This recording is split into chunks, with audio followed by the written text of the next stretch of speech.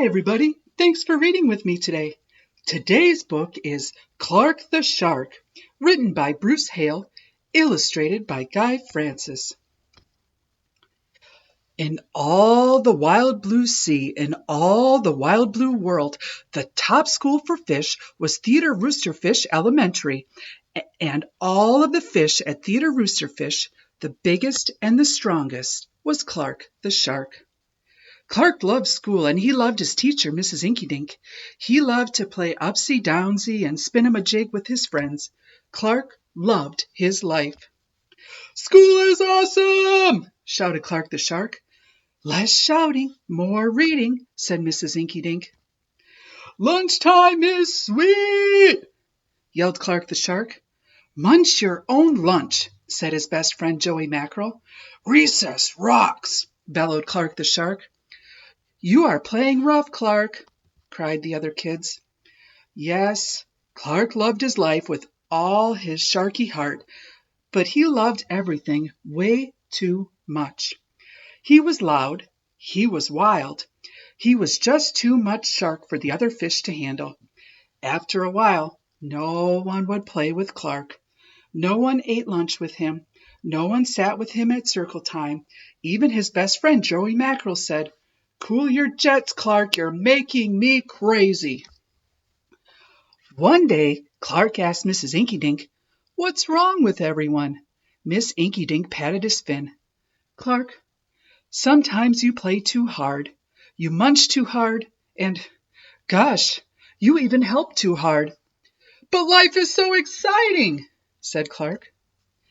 "There's a time and a place for everything," said Mrs. Inkydink, "and sometimes the rule is stay cool."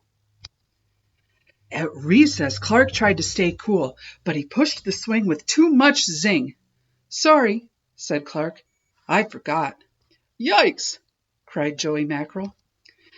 At lunch, Clark tried to stay cool, but everything smelled so good that he munched a bunch of lunches. "Sorry," said Clark. "I forgot." "We're starving," said his friends. In class, Clark tried to stay cool, but a good book got him all shook up.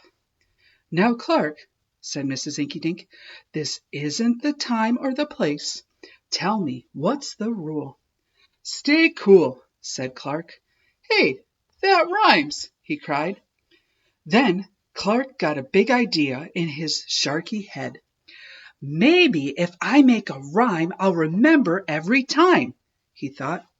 The next day he put his plan to work. In class, when lessons got exciting, Clark wanted to bounce up out of his seat. Instead, he told himself, "When teacher's talking, don't go walking." And what do you know? It worked. "Attaboy, Clark," said Mrs. Inkydink. Clark smiled. Lessons are fun.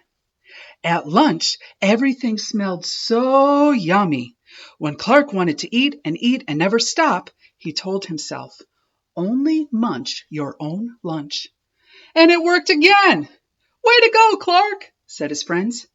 Clark grinned. Lunch is fun. At playtime, Clark told himself, "Easy does it, that's the way. Then my friends will let me play." And playtime was fun. Once more, Clark loved his life. But then a shadow fell across the playground.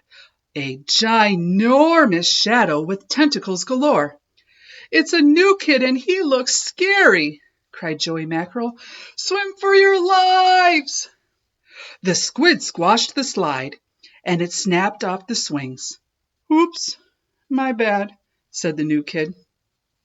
"Wait," said Clark. "He just wants to play. Let's find a way." And he swam at the new kid with all his might. Clark played harder than he ever had before. Upsy-downsy and spin-a-majig. Why, he even made a new game, Tail Thump-a-Lumps.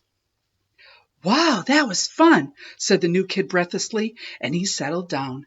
"If you want to come to school, you have to stay cool," said Clark.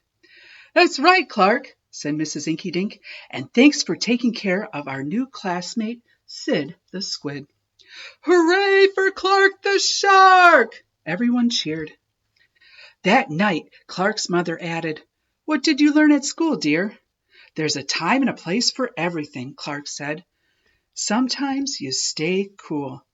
But sometimes a shark's gotta do what a shark's gotta do." The end. Thanks for reading books with me today. Come back next time. Bye!